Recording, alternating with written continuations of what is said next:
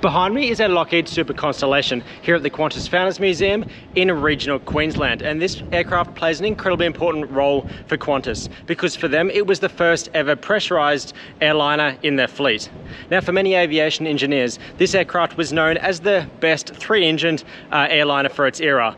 So in this video I'm going to show you through this aircraft in more detail and explain what they were actually talking about, since there's actually 4 propeller engines. But first, some background information and footage I took a few years ago of the last remaining airworthy Connie. Just have a listen to that amazing engine note. One of the major advantages with the Constellation was the pressurised cabin. While the Boeing 307 was the first airliner with this feature, they only made 10 of those, so the Constellation was the first widespread pressurised airliner. It had the advantage of being able to fly higher and above rough weather. A higher altitude also provided access to jet streams, enabling it to fly further and faster. In fact, it was the first airliner to fly non-stop across the USA, from the east to the west coast. It first flew in 1943, and in 1951 the longer Super Constellation was revealed, and that's what you see here. Now let's check out this beauty, and first up I'll comment on its unique appearance. The idea was to give it big lazy engines with large propellers that wouldn't need to be pushed hard and stressed. But because of the huge props, they needed a lot of ground clearance, which is what I'm trying to explain with my bizarre hand movements here. Because the added height would have resulted in a particularly long front landing gear strut, the whole nose bends down slightly to minimize its size. As we walk under the massive wing and past the engines, which I'll look at shortly, you'll see at the other end of the aircraft the whole tail section has been slightly raised to lift it above the massive turbulence from the large props. And while the single vertical stabilizer would have been more efficient, like the one on the 747 in the background, it would literally be too large to fit in any hangars of that era, so they used this smaller triple tail design. Now, I don't know about you, but I think it looks fantastic, and it really is an icon of aviation styling. In fact, other than the Concorde, it's probably the most different looking airliner, which all kind of look the same. Feel free to comment below if you agree or disagree. Another first for this aircraft were the hydraulically boosted power controls, which is essentially like power steering in a car. Before these, the pilots would get quite a workout simply moving the yoke. While this aircraft didn't have this option, the Super Connie, like the one flying at the start of this video, came with the options of wingtip fuel tanks. In fact, here are the actual fuel tanks from VHEAB, the Southern Horizon, and they would increase range by up to 1,100 miles.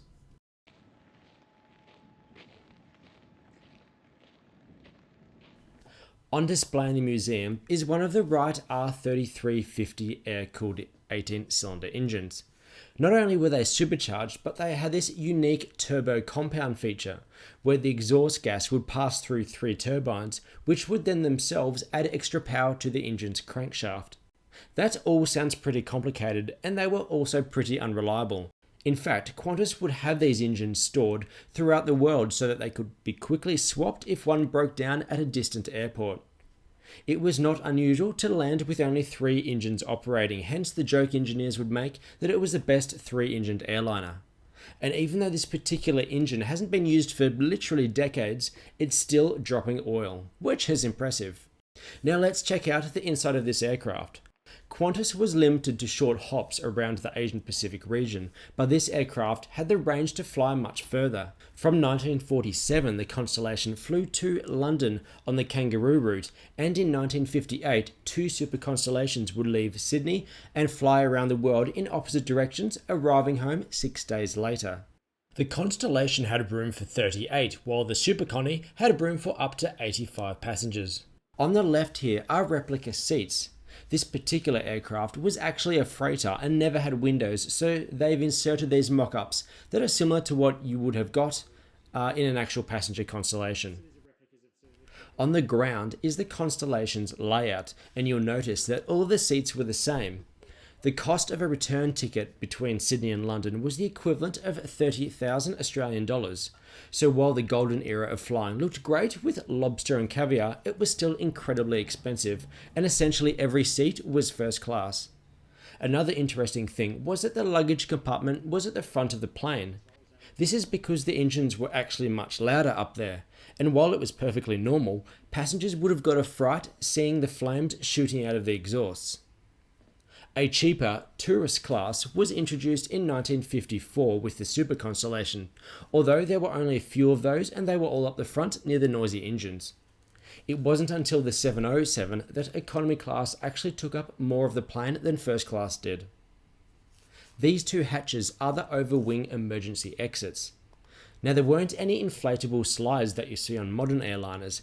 In fact, and you'll see this in a diagram from an old safety card, it was simply a canvas sheet and people would need to stand at the bottom and hold it steady.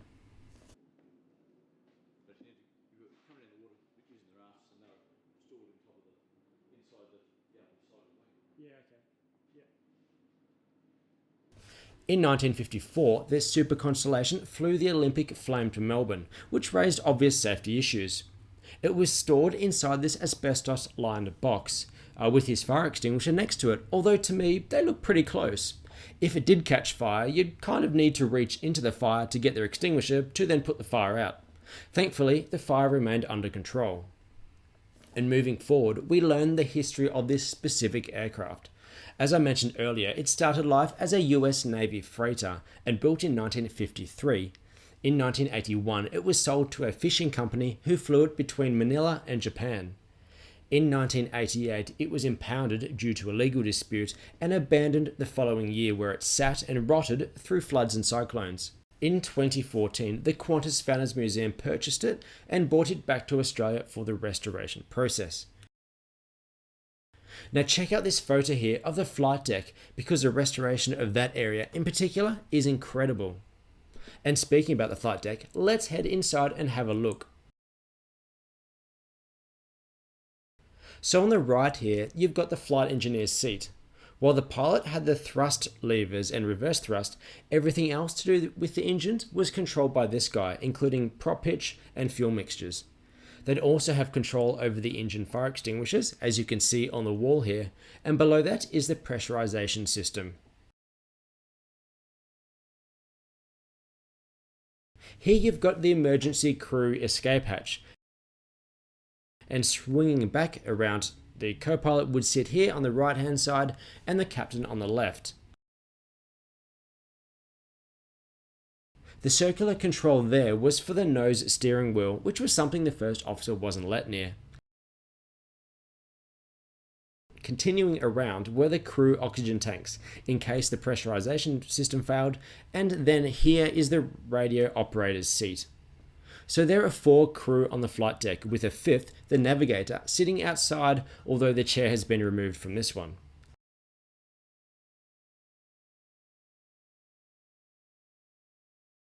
Above is the Astrodome, which is where they'd use a sextant to work out their location by looking at the stars. Although tragically, in the early years of this aircraft, one of these blew out, and because of the new pressurization technology, he was sucked out. There was also an incident where a passenger was glued to the toilet seat when a valve that emptied the toilet into the unpressurized reservoir failed, although thankfully they weren't badly injured. And here we are leaving the forward door, which by the way is smaller, as this was only used for the crew.